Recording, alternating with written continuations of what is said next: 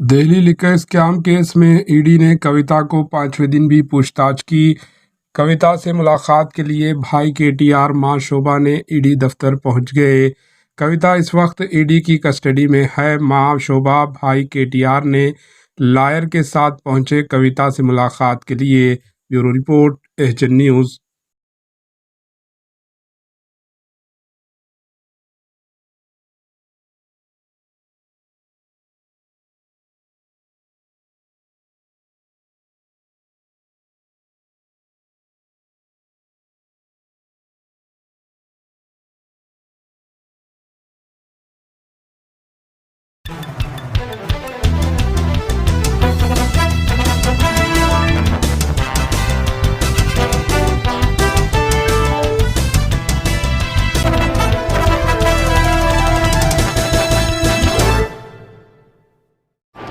HN news को like करें, share करें और सब्सक्राइब करना ना भूलें।